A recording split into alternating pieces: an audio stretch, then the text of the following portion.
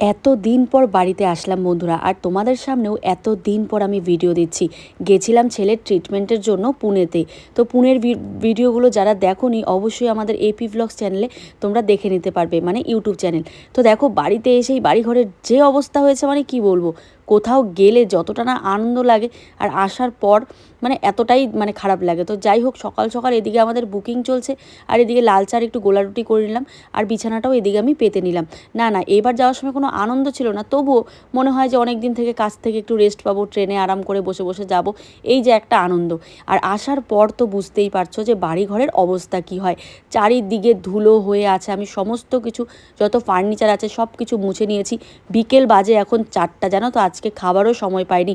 সকালবেলা ডাল সিদ্ধ আলু সিদ্ধ করে খেয়েছিলাম, খেয়ে দিয়ে কাজে লেগেছি। তো এদিকে বড় বউ মিলে একটু খুনসুটি করছিলাম। তো দেখো বাইরের কিছু কাপড় ছিল, সেগুলোকেও ভাঁজ করে নিলাম, আর রান্নাঘর মুছেও আর অনেক কাজ ছিল। তো চলো টাটা।